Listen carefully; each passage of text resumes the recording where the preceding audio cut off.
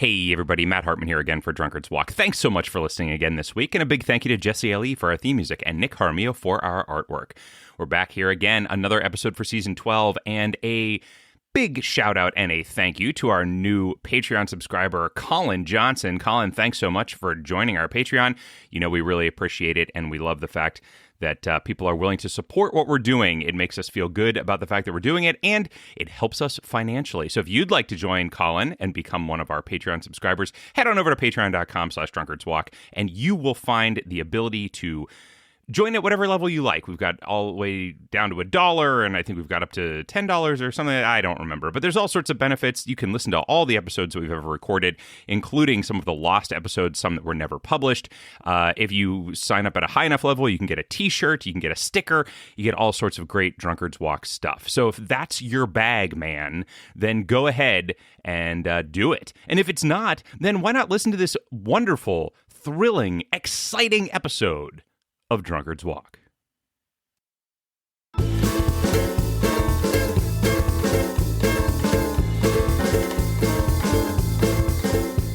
Hey, everybody. Welcome to Drunkard's Walk, the podcast.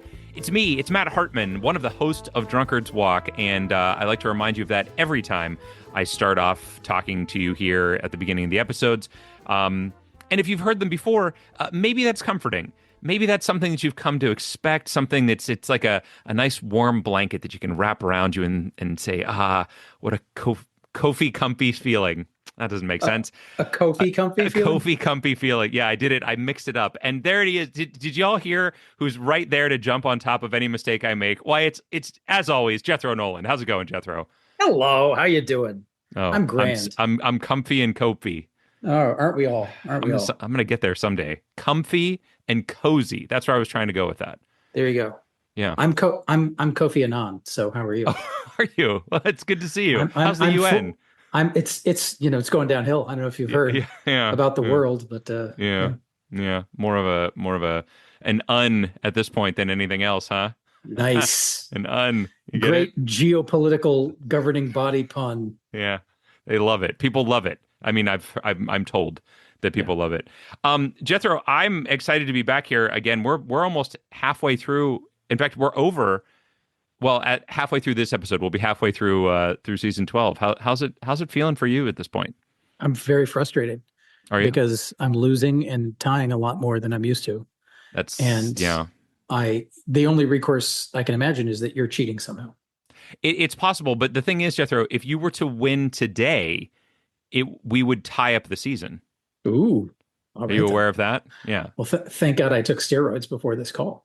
Oh, wait, that's not actually true. I forgot that I got 3 for the first one. So, okay, but you'll come much closer. You can take 4 points out of today's win if you're able to do that. So I'm just trying to react to that lie that you just dropped. Well, dangling the potential leadership. It wasn't an intentional lie. It was more of a misspeaking.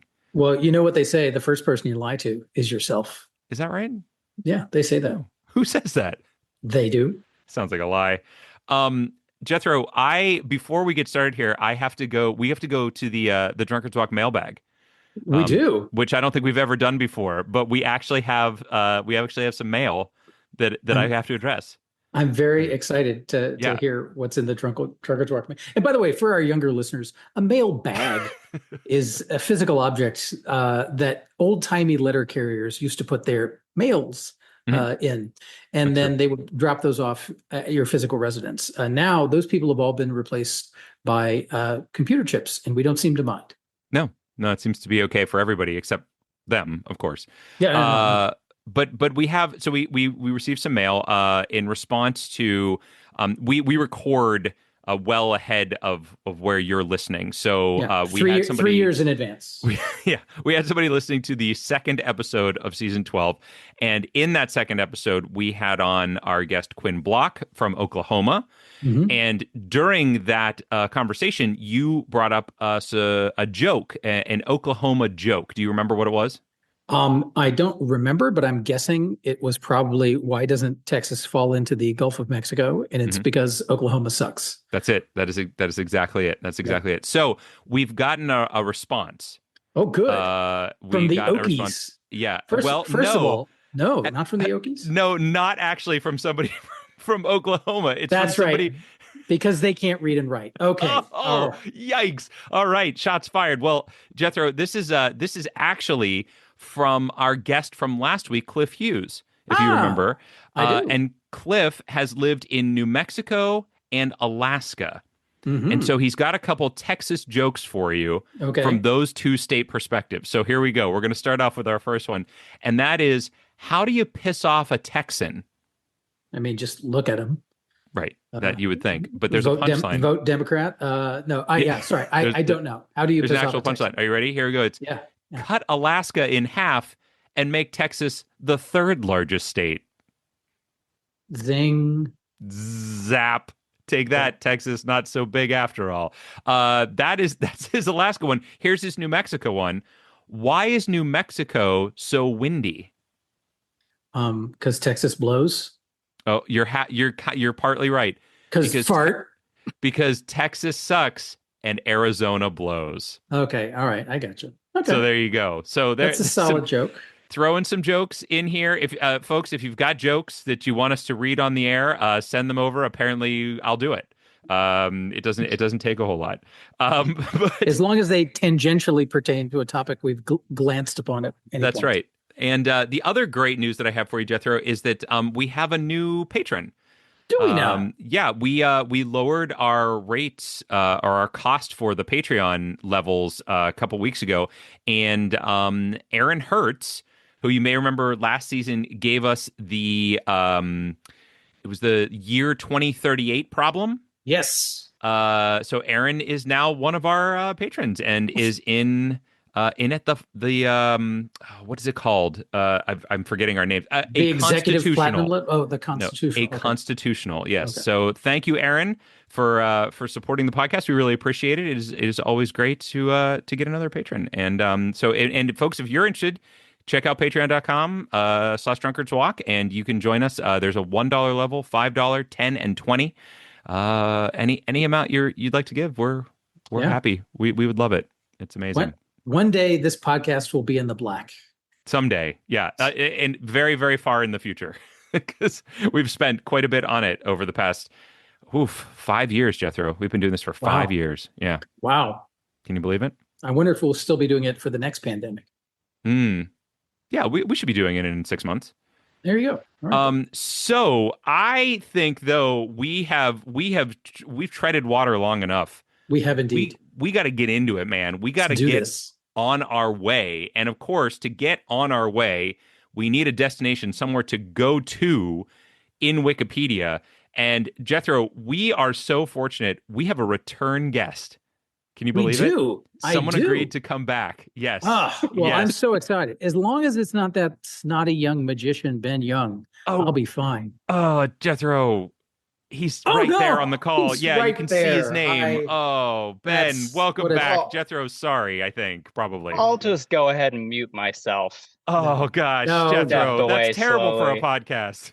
No, it's terrible. No, Ben, thank you for coming on. Welcome back. That's actually, insults are my love language, which makes it very confusing to be married to me, as my wife can attest. But we're delighted to have you back. Thanks for coming on. Yeah, thanks for having me. I'm excited. It is so great to have you back. I'm frantically looking through our past episodes to see how long it has been since we've spoken to you. I feel like it's been it was sometime last season. I think it was sometime last season. I'm looking back now. It was season 10 actually. So it's been 2 seasons. You gave us Putt Putt Travels Through Time. Yeah, I think, which was so much fun because in the bonus you actually played it for a bit. Yes, yeah, it was a crazy little game. Have you revisited it at all? So I played it during the pandemic when they launched it on all the modern consoles. I bought it and played through it, and then after you did your little playthrough, you talked about like speed running it, like you made a joke. Yeah, and so I actually looked it up, and people have speed run. Hi, speed ran. I don't know. But you can get through the whole thing in like 45 seconds. It turns out you just have to click. You have to know where to click and do it very, very quickly. It was pretty nuts. Yeah. Oh my gosh, I should have looked that up before I did the extra. I probably could have just done it, and we could have seen what the end looked like. That's not 45 seconds. My daughter maybe was a minute, but it was fast. Yeah, wow. that's my crazy. my daughter's a big watching gamers on YouTube fan, and for the longest time I was like, what the hell, this is stupid. And then she got me into Balatro, and like now I watch Balatro videos. That is not a super. Is that a fun thing to watch somebody play? Like I love playing it, but so I'm a completionist, so I need to get every like for games I like. If I don't like a game, I don't need to finish every little jot and tittle. But I really love Balatro, and so I'm going through the process of trying to win every badge, every Joker on every level. Oh, and wow. like you have to know what the strategies are for the appropriate Joker, and there's somebody who's made a video for every scenario on YouTube, and it's I mean I once derided it, but now I'm like, yeah, I get this. Ben, have you played Balatro at all? Are you familiar with this game? No, I am vaguely familiar. I know it's a card game, but without real cards. And a friend of mine said I would like it. And that's as far as I've gotten. I like it. Jethro likes it. That's the best I can tell you. I can't tell you for sure that you're going to like it. I'm highly addicted to it. Yeah. Do people that like Putt-Putt Travels Through Time tend to like it? I don't. I'm not sure because So here's my problem. I didn't love insufficient sample time, size. Is that your but problem? it's because I was playing it at the wrong time in my life, right? So would I have liked Putt-Putt Travels Through Time when I was playing it at the appropriate time in my life? Probably.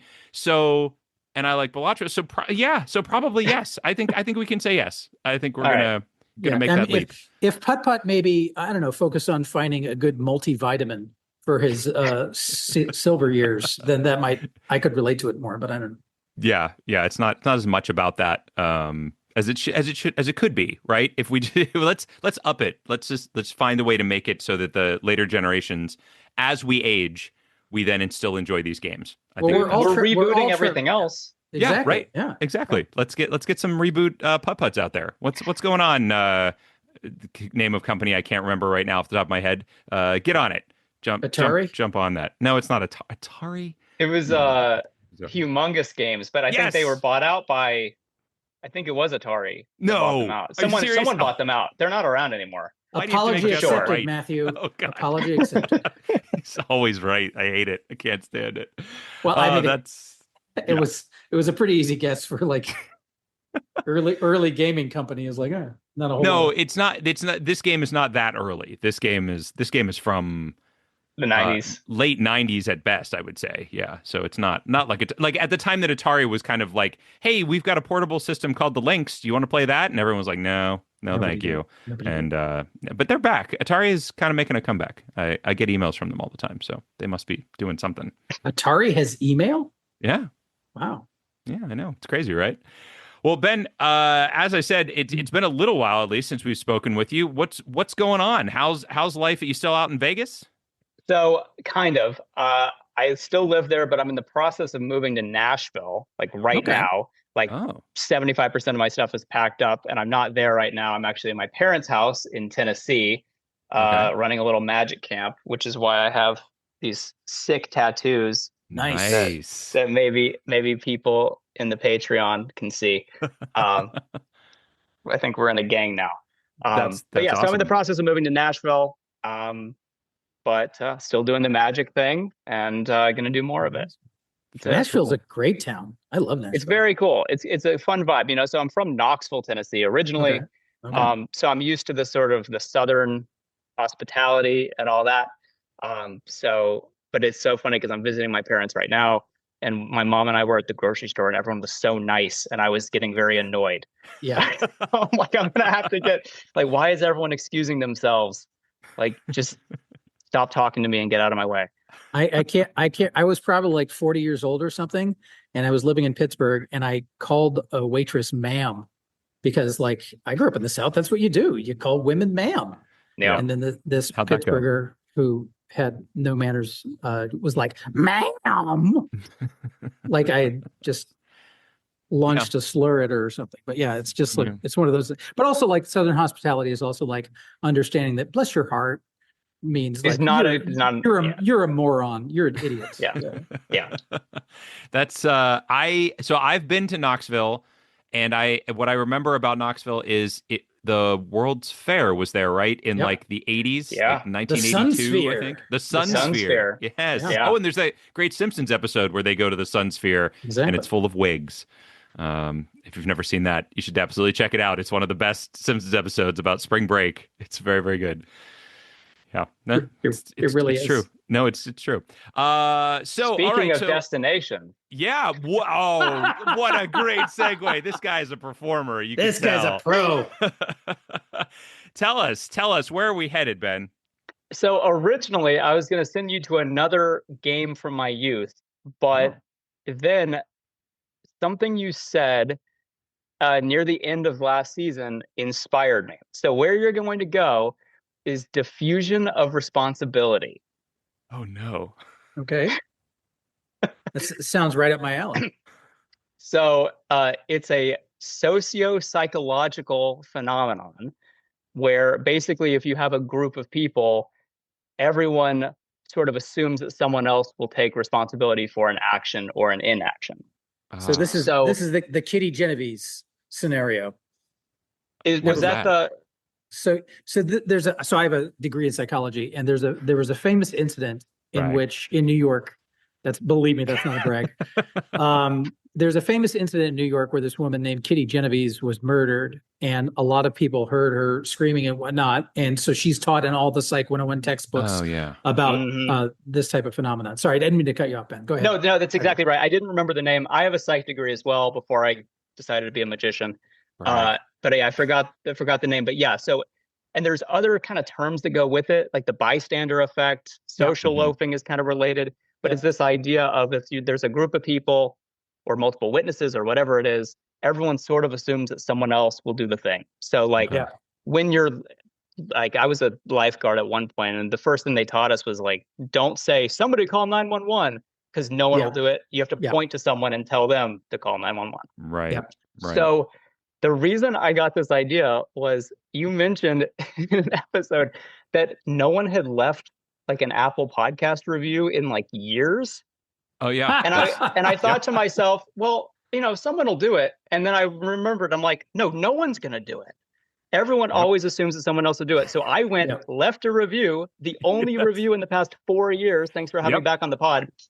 And so I figured we could make this a little educational and encourage people to leave a review, get on the Patreon, do all the things because no one else is going to do it. That is so wonderful. I love Ben, we saw your review last week. Like we were talking about the reviews thing, and we actually saw your review. Not that we hunt for our own reviews every week, but clearly not, because I left it months ago. There you go. Exactly. And I just, after we hadn't gotten one for 3 years at one point, I was just like, well, I'm not even going to bother, looking anymore. And we don't get notified. Like Apple doesn't send you an email or anything. It says, hey, somebody's reviewed your podcast.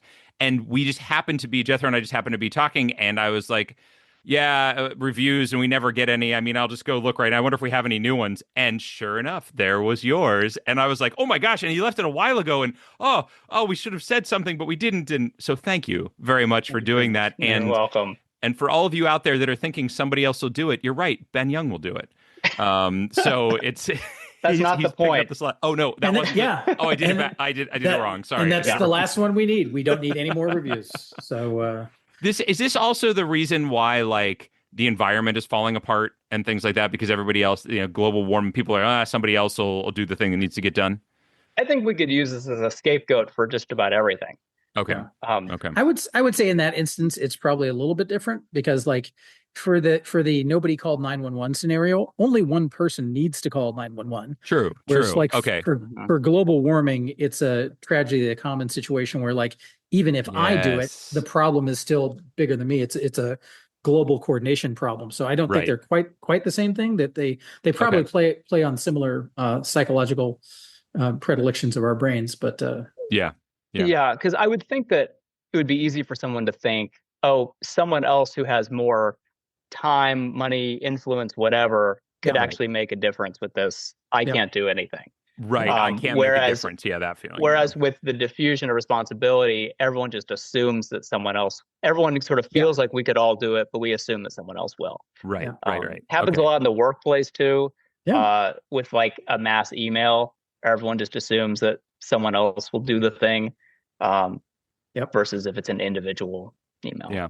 That's why I like Smokey the Bear, because he made it personal. He said, only you can prevent forest fires. And I'm like, holy shit, I got a big responsibility. Well, I think every time to me. Was he talking to you? Been. I don't. He talked to me too. Yeah, wait a minute. Hold on now. Smokey tricked us. That's well done on his part, I think. I mean, wait, there are still forest fires though. But I haven't caused any. Have you? No, you have to prevent them. Oh, right. Only you can prevent forest fires. This is really frustrating. Now I don't even know what to do anymore. Yeah, we can all prevent them, but someone else is still starting them. Right. So what good is that? What Smokey wants is for us to take our shovels and go kill the people who are starting forest fires and then bury their corpses. That's what the shovel is for. Got it. Only you can snuff out the life of we should wear pants but not shirts, because that's how Smokey rolls. That's true. Yeah. Does he have suspenders? Or is that a Mandela effect? Oh, I think that's a Mandela effect. That would be that would be creepy. I remember no suspenders. Yeah, I just remember pants. But they've also redrawn that character a number of times. So there's a possibility that there's a version with suspenders and a version without. But I feel like it's more the firefighters that are wearing the suspenders, and he's more of the fire preventer. He's an ambassador. Yeah. Definitely. Yeah, but he's got the shovel. Yeah. Definitely no suspenders in what I'm saying. Also, like Smokey the Bear is a very specific masculine body type that I feel like overlaps with other definitions of the word bear. Oh, interesting. I don't know if this is like a subtle shout out to the bear community. It's tough to say. Could be coincidence. Could be where it started. We don't know. We have no idea. Well, this sounds like it is going to be very difficult to get to. Thanks, Ben, for doing that. Because we're going to be traveling there from Albert Kahn, the architect, and trying to get to diffusion of responsibility. Yeah. But hey, it's Wikipedia. It's designed for this, right? I mean, it's designed for us to be able to get there. I hope. Yeah, that's what it's here for. Good. Whew, I feel much better about that. But before we take off, before we say goodbye, I gotta ask you. We sometimes have a little drink as we're wandering along here. Are you imbibing any kind of beverage this evening? I am. I have a lovely sparkling water. Ooh. Oh, it's a Perrier, but not a sponsor. There we go. Oh my goodness! Straight out of France. That's amazing. That's right. Wow. Is it flavored in any way, or is it just a straight up sparkling water? It's regular. I usually get flavored, but we couldn't find the one I wanted at the store. And it turns out that the bubbles do enough. Huh. There you go. There you go. I think you've written their next slogan. What flavor do you normally go for when you get a flavored Perrier? I usually do Waterloo, and I do the blackberry lemonade. Okay. Oh. Okay. All right. Interesting. I'm not brand loyal. I just go for what I like that day. Well, Perrier has finally met its Waterloo. That's a joke for all you sparkling beverage history buffs out there. Yeah, they're both gonna love that one. Jethro, what about you? Did you find yourself drinking anything this evening? Yeah, so I started with a pineapple flavored White Claw, but then I quickly finished that. So I've moved on to Woodford Reserve, which is what I'm drinking presently. Oh, very nice. Very nice. And what do you have in, my friend? I actually have to look at this. I'm drinking an Irish whiskey this evening. This is called High and Wicked 4-Square Cask Finish. It is originated out of Cork, Ireland, and like many Irish whiskeys, it's very pale. I haven't actually tried it yet, so I'm just going to get a little sip here. Yeah. Take a little drink there. Oh, that's pretty good. That's got a it's got a little bit of a sweetness to it. Is it peaty? It is not peaty. No, it's not peaty. Not like a Scotch. It's more of an Irish flavor to it. But looking at the flavor profile, it does say vanilla and almond are very high, and mango. There you go. I don't really taste that, but a little bit of clove and some lemon. It's delightful. It's delightful. I like it quite a bit, and its final flourish was in casks from the award-winning Four Square Rum Distillery in Barbados. So that's probably why that vanilla flavor, that sweeter flavor, is because it was finished in rum casks. Yeah, I was So going to there you say, go. Ireland's not really known for its mangoes and vanilla. No, not so much. Not so much. Well, this is fantastic. I cannot wait. This is going to be a huge challenge, and I love that. So, Ben, thank you so much. Thank you again for your review. Thanks for coming back on the podcast. We love talking to you. We love having you. You're very welcome. Thanks for having me. Good luck. And I feel bad because the diffusion of responsibility page is pretty long, but there's not a ton of links out. Of course. So we only need one. We only need one. That's true. Jethro's Hopefully someone's going to send you to like sociology or something. We'll see. I'm sure we'll get there, man. We'll figure it out. Well, thank you again, and take care. Hopefully we'll talk to you again in a couple seasons. Thank you so much. See you then. All Cheers. Right. Bye, y'all. Bye. All right, well, Jethro. He's a lovely young man, and I feel bad for taking the piss. You were quite rude at the beginning of that. I was quite rude, and I normally reserve that for people who know me well enough to know that's just how I express my affection. It's true. For like you dipshit. Well, here's the thing. Ben is an affable enough guy that even though we don't really know him at all, it sort of feels like we do. Yeah. Sort of feels like we've got a friend in Ben Young. So if anything, he seduced me with his charm into making me feel comfortable being myself. Why is it got to be his fault? It can still be your fault, Jethro. No, I take full blame, but where's the fun in that? It's always my fault. I mean, okay, good. I'm glad that's the case. I've got a wife and a daughter. I'm accustomed to being blamed for the things that I do. All right, let's get into this here. We got to write down guesses though. As we mentioned at the top here, a win tonight will get the winner 4 points for the season. And currently, I am winning 6-0. So, at 4 points, that's a big swing. And if you win this one, then that's it. I mean, it would be insurmountable as it was as I said that it was at the beginning of the season, but wasn't actually yet. There you go. All right, let me write down a number here. All right, I got it. Did you write down a number? Did you write down a number? Long time ago, yeah. All right. You actually have a piece of paper? Because I know you oftentimes don't. I have invested in a piece of paper for my Pittsburgh pied-à-terre. One piece of paper, perfect. I have a single piece of paper. That's perfect. All right. Well, let's get into it, man. Let's go from Albert Kahn to the diffusion of responsibility. And I don't even know what path to take from this architect who was alive from 1869 to 1942, did a lot of work, as we said, at the University of Michigan in Ann Arbor, and is called the Architect of Detroit as the designer of nearly 900 buildings in the city. There you go. So there you go. Yeah. All right. So what are we gonna do here? What are we gonna find? You seem to be the expert as far as psychology is concerned. Are there people we should be looking for? Are there concepts and ideas? What do you think is the path here? There are certainly people we could be looking for. I will also say that the University of Michigan is they have a school of psychology there. They do a department of psychology, I would imagine.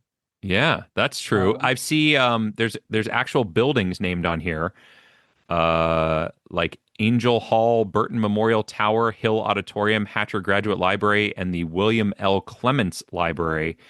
Do you happen to know if any of those are related more directly to the School of Psychology? I do not. Okay. All right. I do not. Just figured I'd check. Most of the auditoriums are not. The auditoriums and libraries, probably not. Yeah, it would be one of those other two, possibly, but probably not. I see Motown Records is on here. Kalamazoo, Super Bowl 40, which was, I believe, the Super Bowl that the Steelers won. Yes, it was. So there you go. It was a big homecoming for Jerome Bettis, the bus. Jerome Bettis, that's right. Yes, he's from the Detroit area and won his game here. Yeah. I see some other buildings that our official Michigan historical markers are on.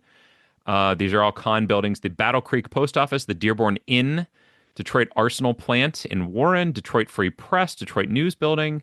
Mm-hmm. None of these are jumping out at me as being related in any way to psychology, though. They're all automotive related and things like that. Yep, agreed. There's a link to the Great Depression. I see that, and depression is a thing that people experience as a psychological condition, so maybe that's the way to go. Yes. However, I suspect it is a different word. Oh, I see. There's probably a connection, though. Oh, I'm sure people were very sad in the Great Depression. In fact, I wonder if when did this the example that you gave that's given in every I can't remember the Kitty Genovese. Kitty Genovese. When did this occur? So that was in the 60s, I want to say. Oh, okay. So not like during the Depression or something like that. No. Okay. Yeah, the 60s is and even if it was, they're probably not a great path, right? Hey, does the Great Depression page talk about this one incident that occurred? Probably not. It's fair. Oh my God, he did some of the Greek organization buildings. Okay. It's interesting. He did the Griswold building. There are some lovely, lovely buildings there. This guy, he was an architect, that's for sure. He was an architect. I see a couple more listed down at the bottom. The Betsy Barber Residence Hall, the Alexander G. Ruthven Museums building. See, none of these still don't fit. There is a link here to the Smithsonian Institution. Okay. Which is interesting. I don't know if you've been. You probably have been because you lived in DC and you're a nerd. But yeah, I can't think of anything off the top of my head that is at the Smithsonian that's psychology related, but they have to have something. No. There's a link to the Franklin Institute, which is a science museum in Philadelphia. So that's a possibility. Also a link to Reader's Digest, which, I mean, they're absolutely the type of publication that would have this type of story in it. I don't know that their page is going to have anything about that, but it is a thing. Yeah. Sculptors, photographers down at the bottom in our are we purple boxes. Are we perhaps missing another possible avenue where rather than going to like the psychology department that we think about other psychological phenomenon that would fall in the same kind of bucket as diffusion of responsibility? Well, I was actually trying to think of like other examples of diffusion of responsibility, right? Like what are other, like that's why I was asking about the environmental thing. And I agree that the environmental crisis does not line up with this, but there must be other things that sort of line up with this. Like, where does this happen a lot? As we said, like, offices or in times of panic or things like that. So if you were to get to first aid, right, would that get you in to something like that? It's a fair point. I don't know. Fair point. I don't know. I know not. I know not either. Yeah, it's a tough one to jump out of. It's a tough nut to crack. To try to head towards. But I don't know. Do you see what you like Smithsonian? You were saying is that kind of your favorite one so far? No, I mean. Oh, okay. I found it interesting. I'm having trouble connecting to anything particular at the Smithsonian that would take us in a psychological direction. Yeah. I actually don't think Great Depression is a terrible idea just because it's going to be a big page. Right. And there are a lot of sociological phenomenon that perhaps are tied to that. That was also a bit of a golden era of psychological research, with William James and B.F. Skinner and whatnot. So along those same lines, World War II is linked on this page. And that, again, will be a very large page with a lot of different things in it. Which do you like better, Great Depression or World War II? Which one's your favorite? Don't make me pick. Yeah. Well, I guess I'm thinking about like famous psychologists. Oh. And B.F. Skinner is certainly one.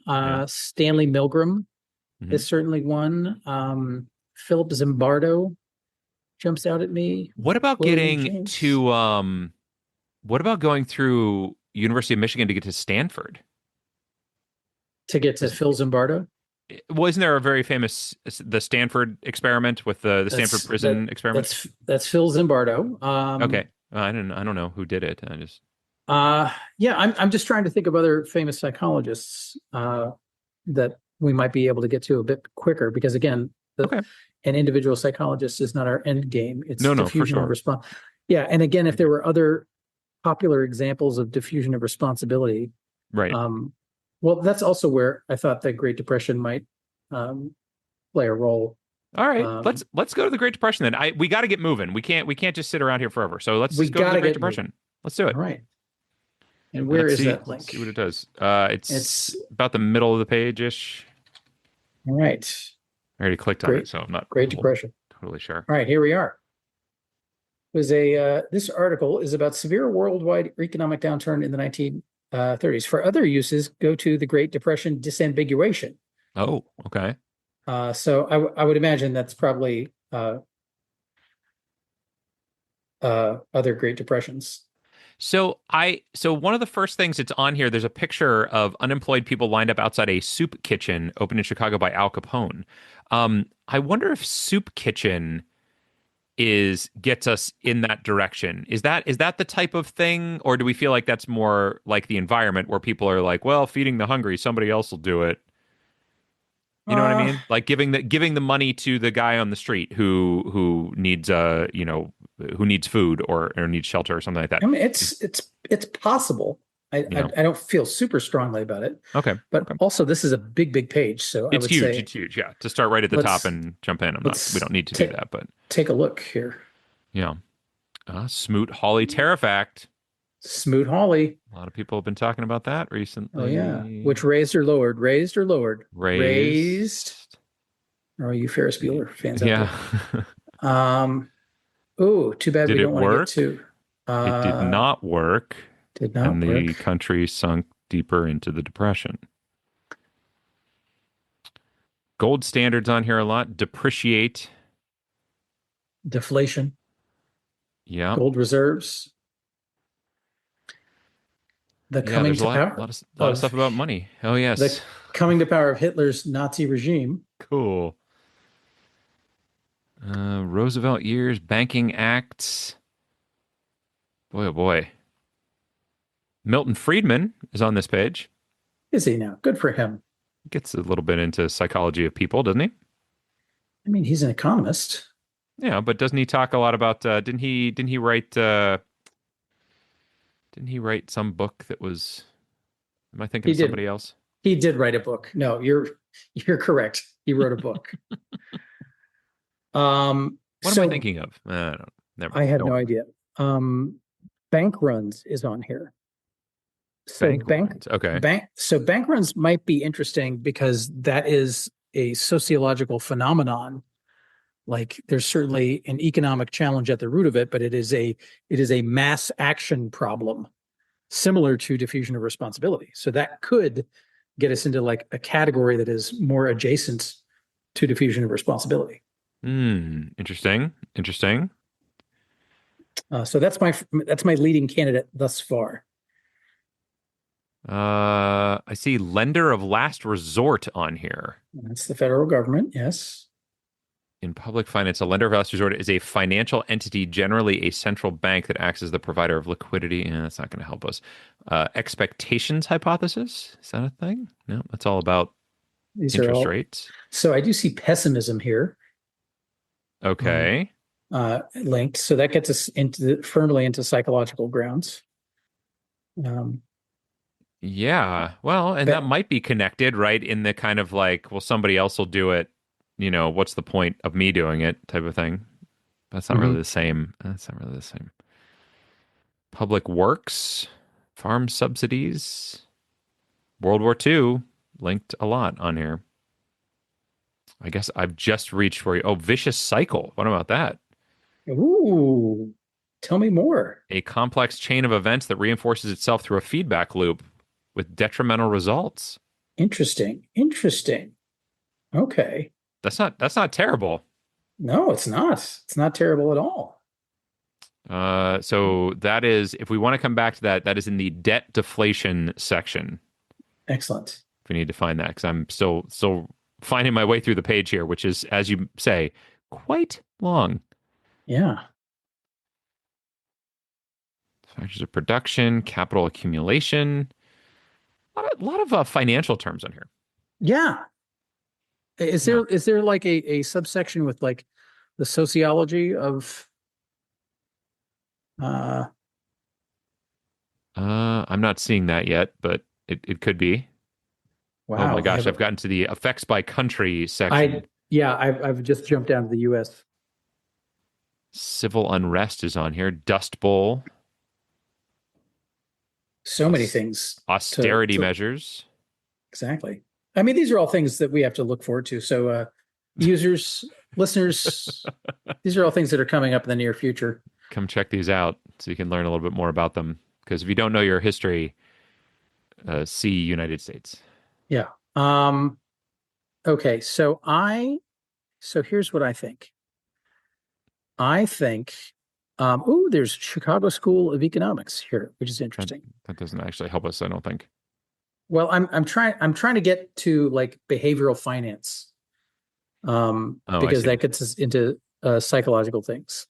Hmm. Um, but that is just a thought.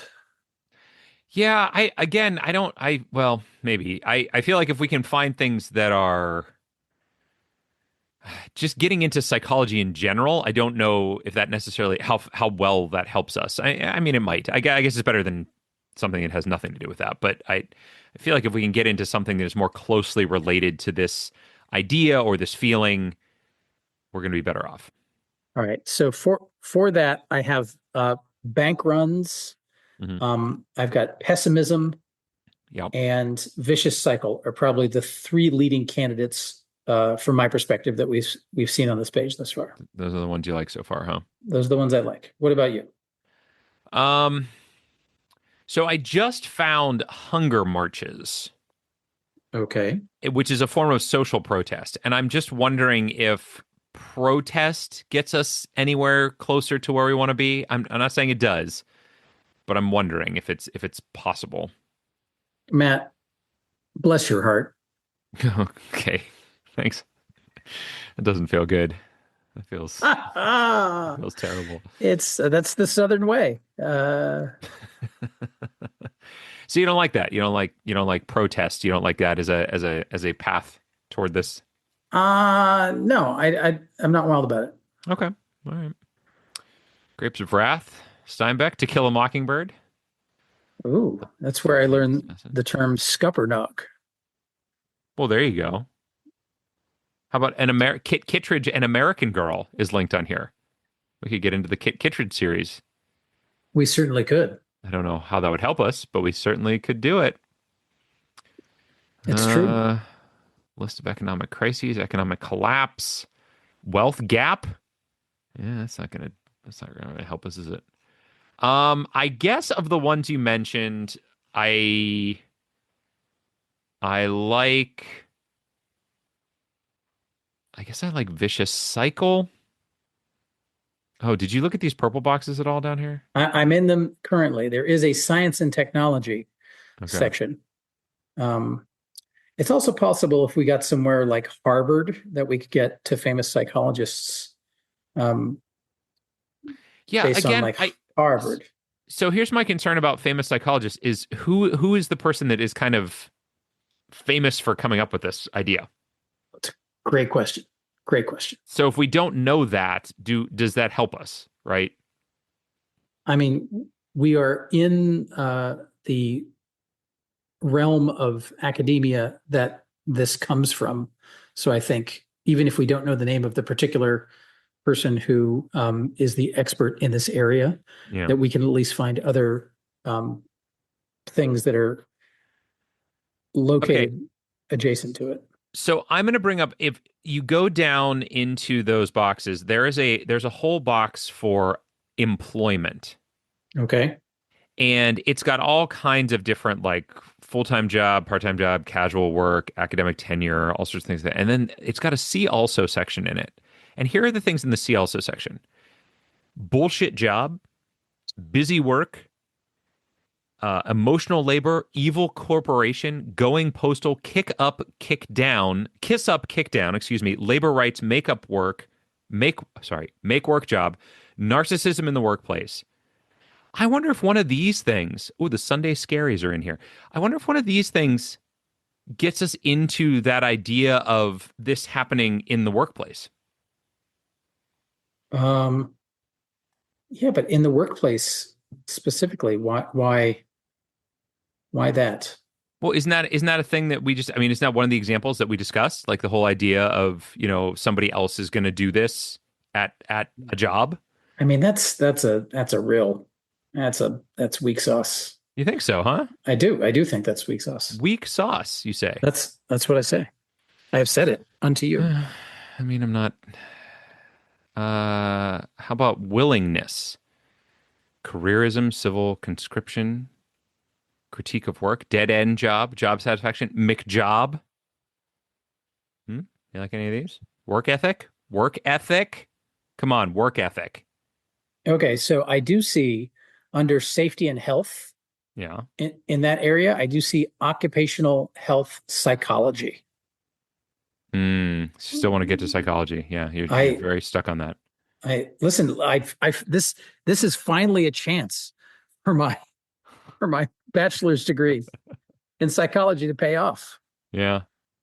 I'm surprised it's not under there's like health insurance stuff under benefits, but nothing about Okay, so there's also whistleblower, which is kind of like the opposite of diffusion of responsibility. Yes. Yes. See, now I like that. That I like. I like that a lot. All right. I think that's the way to go. All right. You wanna click on whistleblower? Where'd you find that? It is under infractions. Infractions. Yeah, let's do it. Let's go to whistleblower. Whistleblower it is. Whistleblower or whistleblowing. Whistleblowing is an activity of person, often an employee, revealing information about activity within a private or public organization that is deemed illegal, immoral, illicit, unsafe, unethical, or fraudulent. Yeah. Yeah. Not a super long page, but not as short as I was afraid it might be. Yeah. I see public safety linked on here. I see data manipulation, of course. Okay. Termination, death penalty, which are not the same thing in this particular context.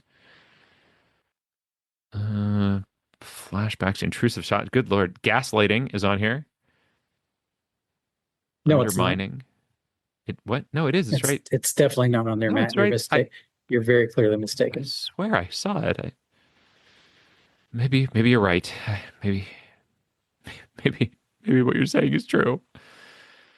There's a lot of stuff about like France, European Union, India, all these different countries. There are a lot of countries out there. There do seem to be several. Oh my gosh, there's all kinds of. Sir Cyril Lodowick Burt is linked on here. Who is that? You don't know Sir Cyril Lodowick Burt? He's an English educational psychologist and geneticist who also made contributions to statistics. Statistics? So that's the Woodford Reserve doing its work. I see. Hey, you know what's linked on here? I think I've got our way out. Diffusion of responsibility. No, Star Trek Insurrection.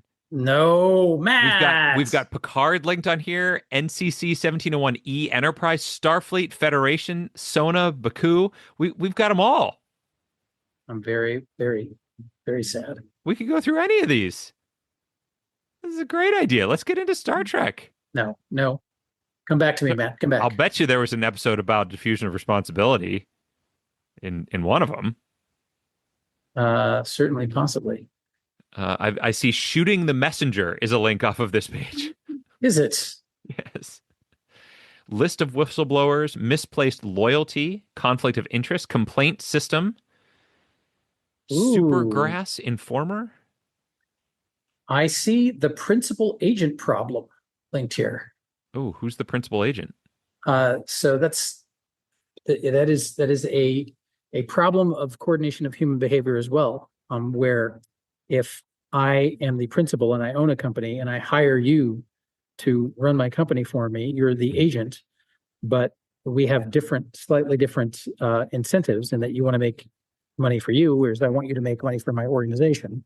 So that is a whistleblowing can be an antidote to the problem of the principal agent problem. I see. And so you feel like this would be a good thing because of why? I think it's interesting. That's what I said. That's all. Ooh, public good is linked here. Yes, I did see that. I like that. Public good it's good. It it is generally good. Yeah, I'm checking out our little purple box situation at the bottom here just to make sure there's nothing specifically related. The entire employment box is down there again. So that's looks to be the same as the one that we just went through. But there's also a whole thing about corruption. There's a whole thing about bullying, aspects of workplaces. There is a massive section on bullying. Yes. Yes. So employee silence is on here. Interesting. Okay. Yeah. And it refers to situations where employees withhold information that may be useful to the organization of which they are a part, whether intentionally or unintentionally. And I just wonder if that is basically the same type of thing we're talking about. Maybe. Positive psychology is also a link on here. Ooh. That's defined as a method of building on what is good and what is already working instead of attempting to stimulate improvement by focusing on the weak links in an individual.